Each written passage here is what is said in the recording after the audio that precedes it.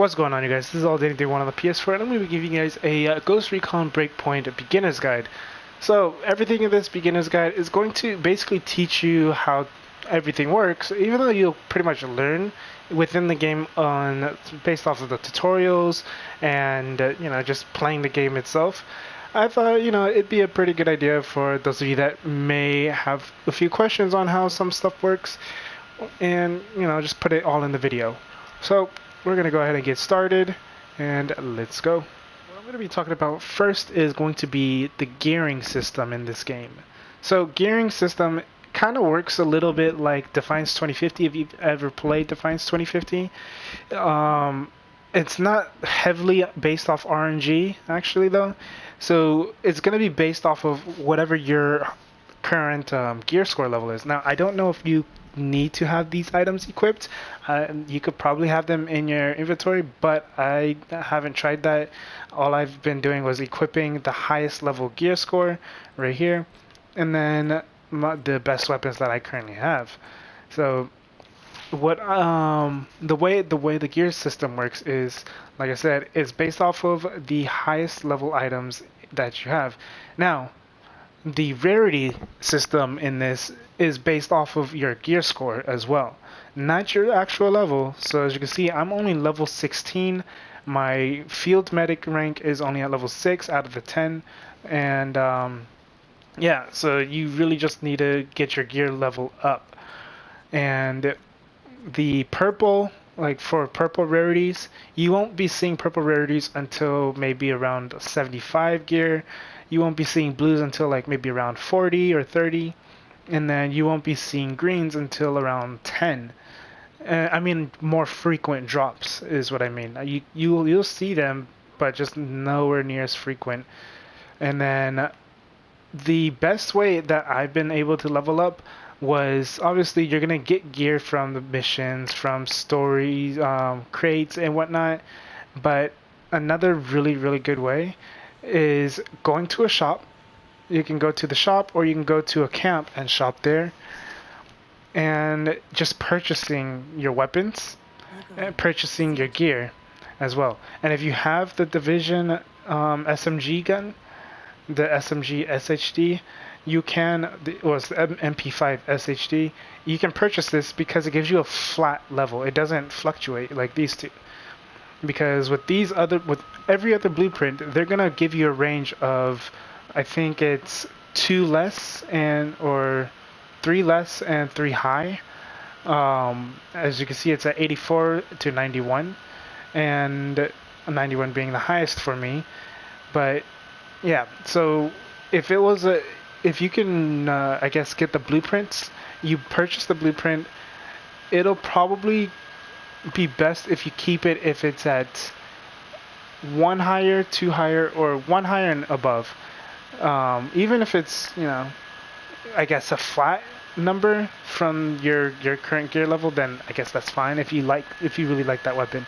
But the only issue with the blueprints is the fact that they can also roll under your level, so it could kind of hurt you.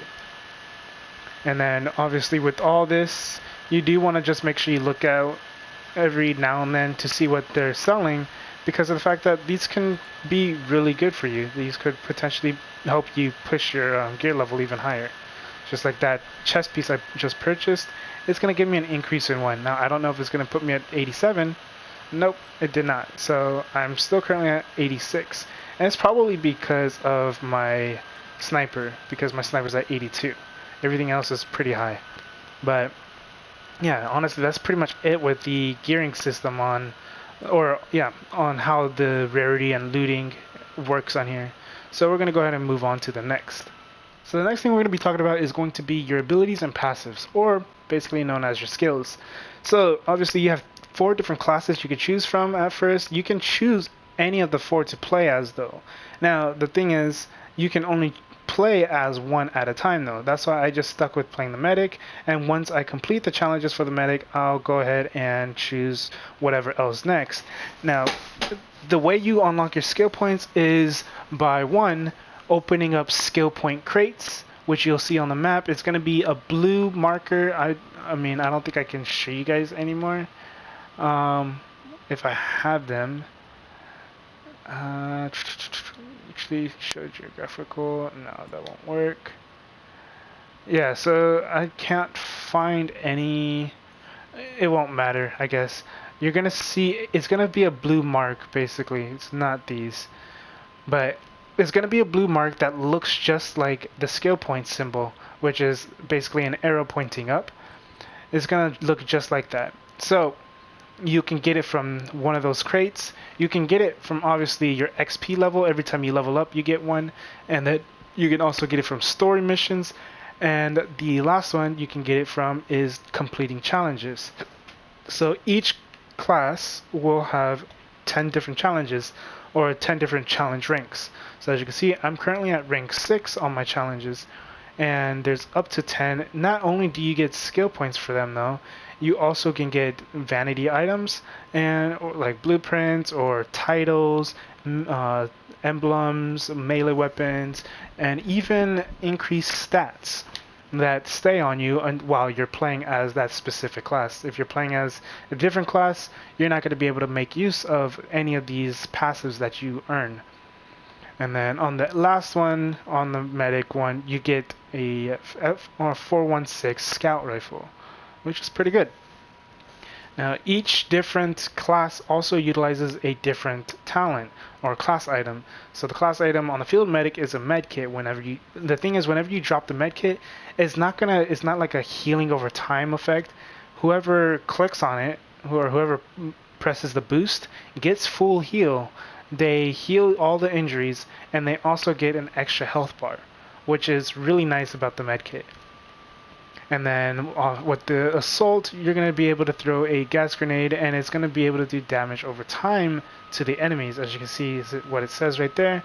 And then the panther, you'll be able to basically be unnoticeable. You're invisible to drones. And then the last one is going to be sharpshooter sensor launchers, and it allows you to basically mark all the enemies within the area when you shoot it out.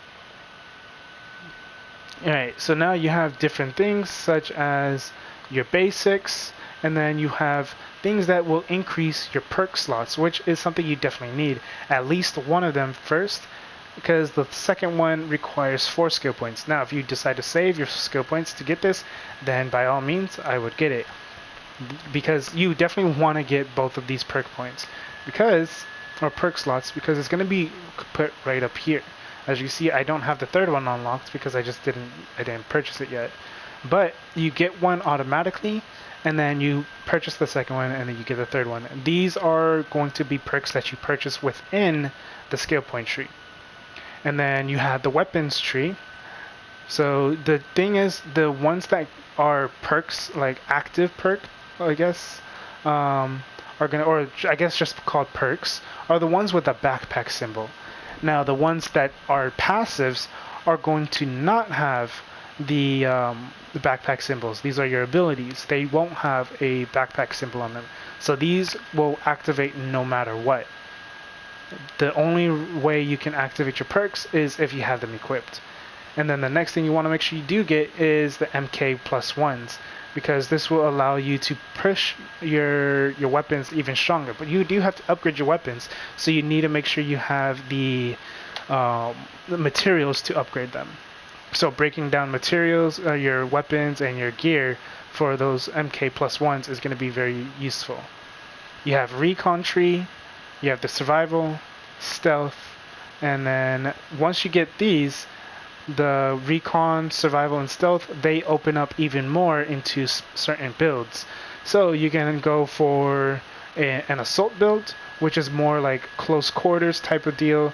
You can basically face tank more often with the assault tree, because right here, as you can see, feel no pain. You basically you'll have a higher injury resistance, and you'll be able to regen your health a lot faster, and it comes a lot sooner. And then Gorilla, which allows you to basically run up with shotguns, and you basically get healed, and you get a damage resistance every time you hit an enemy with a shotgun. So pretty much every kill with a shotgun. You have gadgets, basically allows you to you can cut through wires, you can set up mines, you're basically explosive is what the gadget tree is if you like to play explosive. Survival, there's 3 different paths. Now there's obviously the survival path, which is what it's for, which is mainly used for like sprint speed and endurance and whatnot, which is going to be very, very useful because you'll be seeing yourself running out of stamina a lot. Even the consumable items are also going to be useful, like the ration durations, everything on here is increased. I don't know about how long, but it seems to, I'm assuming it's probably going to be like 50% longer or maybe even 100% longer duration. And then survival tree, obviously is going, like I said, it's all about stamina basically.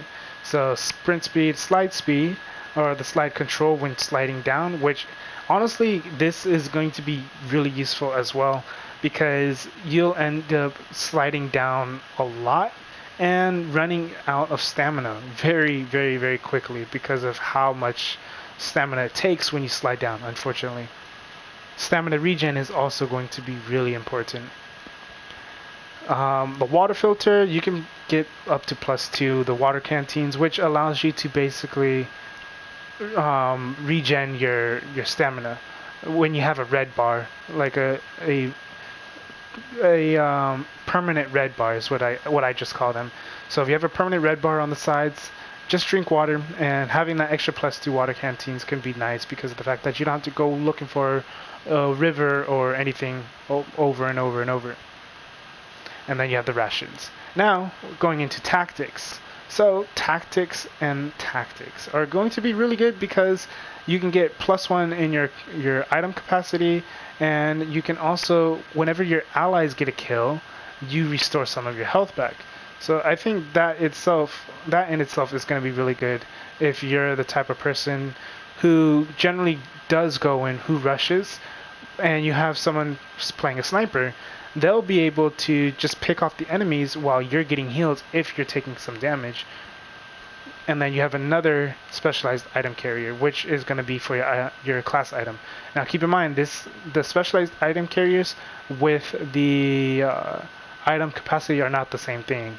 Item capacity is for just everything else except for your class item and syringes.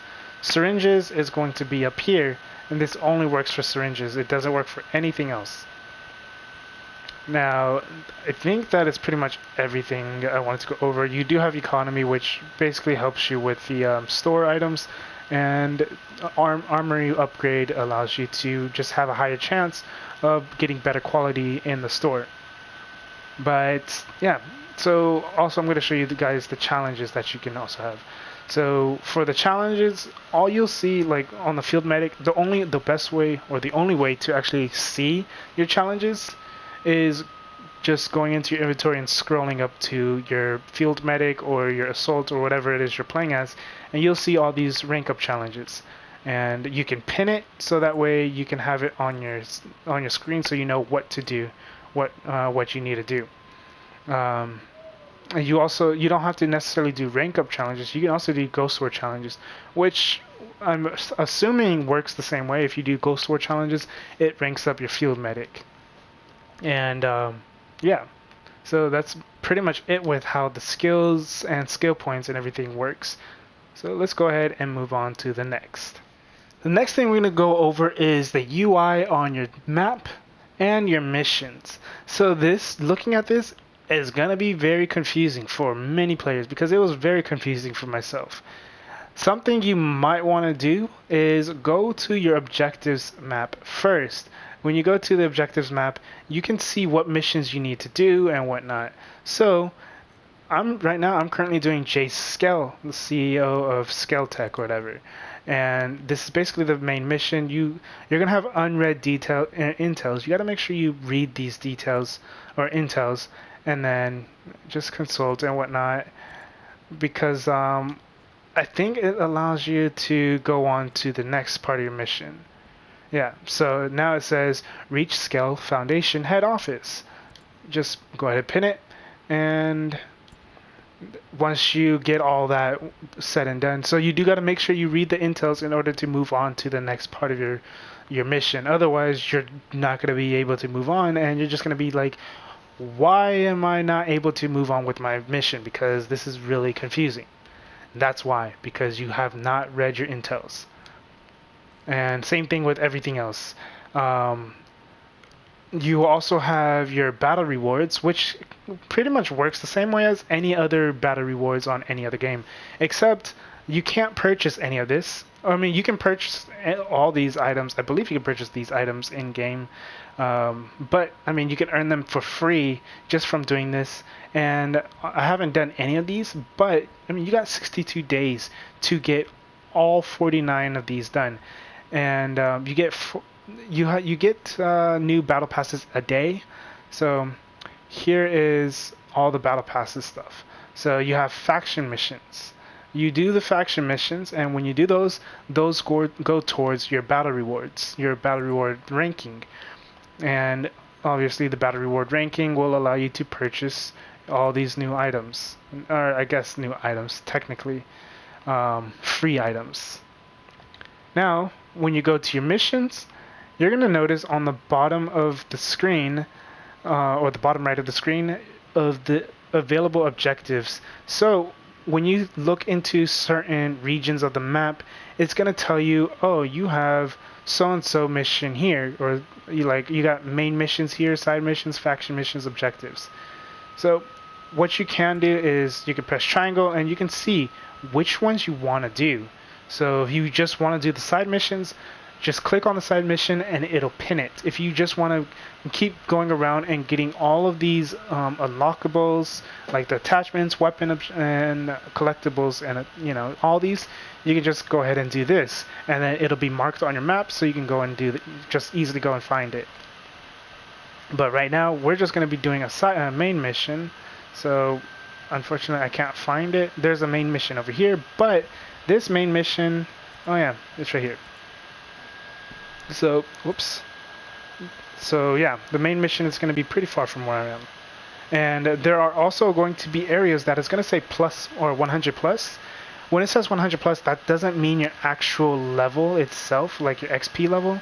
It just means your gear score level. So you definitely don't want to mess around going to any of these areas, because I mean, it's mainly the behemoth defense areas is what it is. That's going to be high leveled areas. Pretty much anywhere that is invaded by wolves or the wolves. So I wouldn't recommend really pushing these areas, because you're going to end up getting killed extremely quick, and these guys are very tactical, and the behemoth itself is very big as well. So yeah, I wouldn't worry about going to these behemoth defense areas until you're near 100 or over 100. But yeah, that's pretty much it with the UI and the map and the quest log. Hopefully it clears up some confusion, because trust me, I was confused a lot with how all this worked. Also, you do get a raid mission. You can talk to the lady literally as soon as you get to the first area at level 2.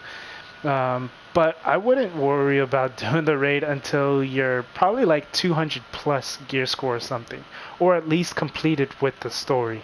Because I don't know, unless you don't mind spoilers, but I don't know if the raid operation interferes with the storyline.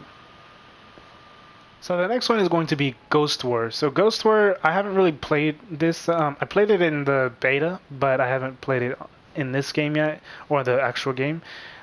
Just because I've been doing everything else, like the story and leveling up. But in Ghost War, you can earn gear, and you can also play standard, or you can play custom mode.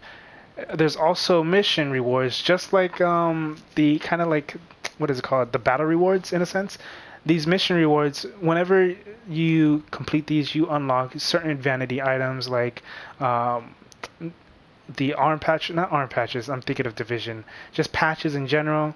You can earn skill points for certain ones, and you can earn credits, or you can earn skill points. There's a lot of things you can pretty much earn just from doing these. Now, I don't know if Ghost War missions reset after you've completed all of them, because obviously I haven't completed all of them. I haven't completed any of them.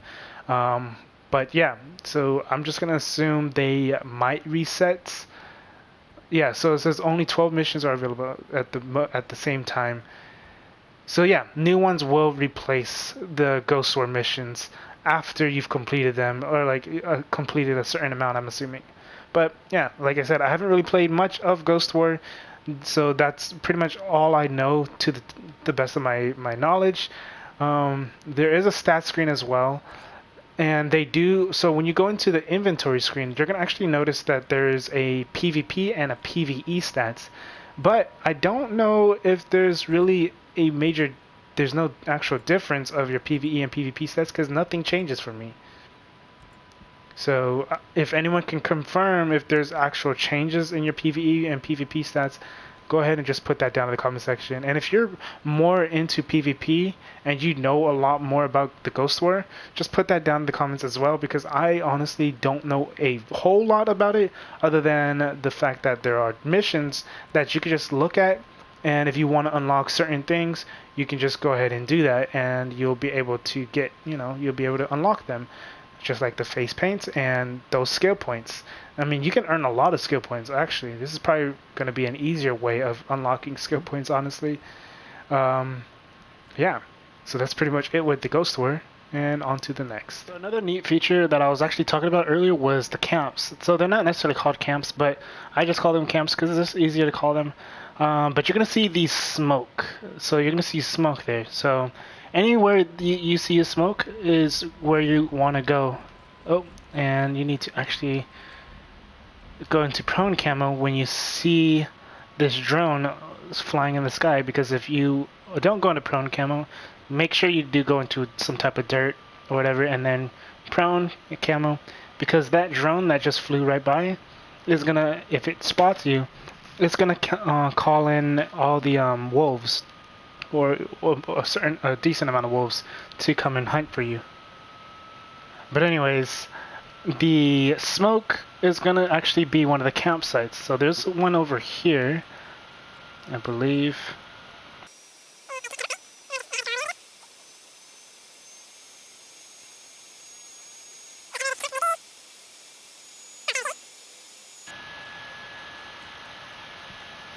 Because I remember I put my helicopter here. So it's gonna be right here. This is what these camp symbols look like. So when you get to it, you're just gonna go ahead and hold square, deploy, and then you can also hold skip, so you don't have to actually watch that whole cutscene. Now, you're gonna notice you have garage, shop, craft, tactics, and preparations. We're gonna start with preparations. So preparations, these all cost free. They do not cost you any materials or any money to use. They do last for an hour, and you can only choose one at a time. So what I normally go with is the resources. Otherwise, I would probably just, go with stamina or go with accuracy. But aside from that, I mean, resources is definitely probably the better one to go with because of the XP gain. And then you have tactics. So tactics basically allows you to switch, just look at everything you have. You can do this in your menu as well. You don't have to actually go here to do all this. But yeah, you can just go into your actual menu, and then but going here will show you everything that you have. And you have different loadout slots as well. So you have 3 different loadout slots. And you have the shop, or first you have craft. So with craft, you can create different recipes like grenades, syringes, sticky like C4s, and mines, and a sync shot drone. There's a lot more things that you can create. You just have to unlock them. And then same thing with the rations. You can craft more rations, and what the rations do, they give you bonuses. They'll give you like damage resistance, or they'll give you reload speed, or stamina cost, accuracy, and health regens.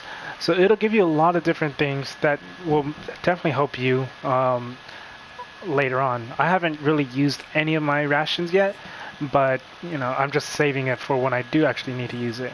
And I haven't actually used C4s or mines or the sync shot drone, really. I've used the frag grenade a couple times, and syringes multiple times. Next is going to be the shop.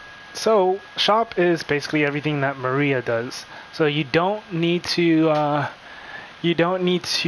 actually go to Maria for the emblems or the patches or the banners or any of that, because you have it all in here as well. So yeah, it sells literally everything that you have or that you need. I'm going to go ahead and purchase this chest piece. Now I have 60. But yeah. next, and the last one is going to be the garage. So the garage, you can summon any vehicle that you currently own. So obviously all I have is the Overseer Standard, but you know, if you decided to purchase a vehicle or a helicopter or anything really, then you'll be able to unlock that in your garage. And that's pretty much everything with this as well. Oh, and one more thing that I want to mention is if you are in a group with other players, you can trade other players, but you can only trade them anything that's done with crafting. So you can trade them recipes and rations. No weapons, no armor, because weapons and armor is level specific. So if you're able to give someone, like let's say you're level 200 in gear, and you gave someone who just started the game out, they would get they'd be level 200 in gear score as well, since gear score isn't level required or your XP required. But that's pretty much everything with the camp.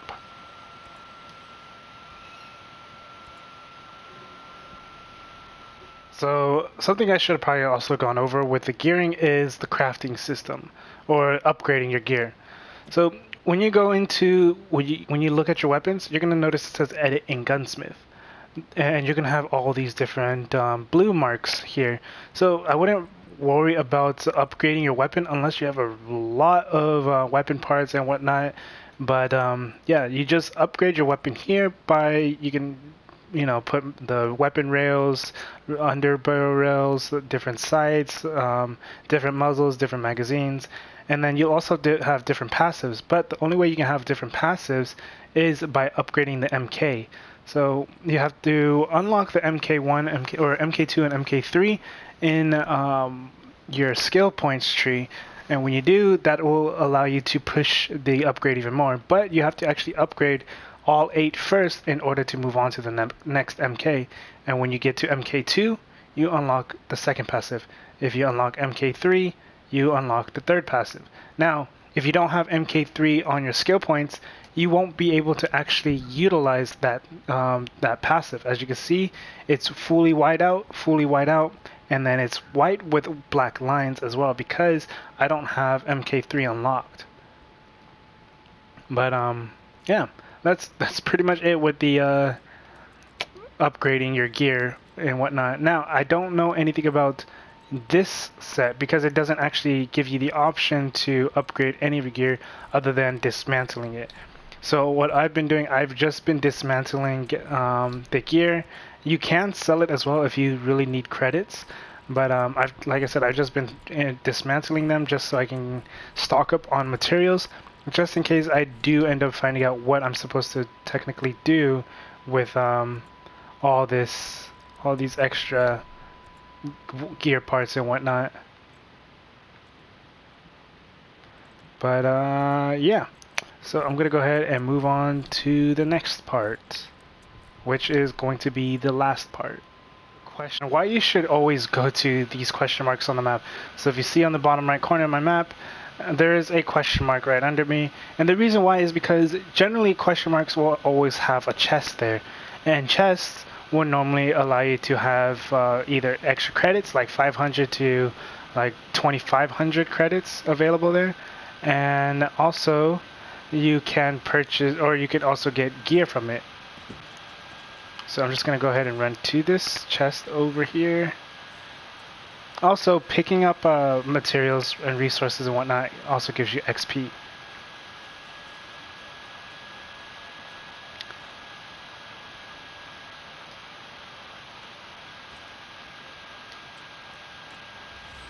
So I ended up getting a beanie, or a beret, not a beanie, and it pushed my level a little bit higher. So I'm just going to go ahead and equip that and just dismantle this. Alright, and yeah, that's pretty much it. Obviously, that should be pretty cut, clear, simple on why you should for sure go to these question marks.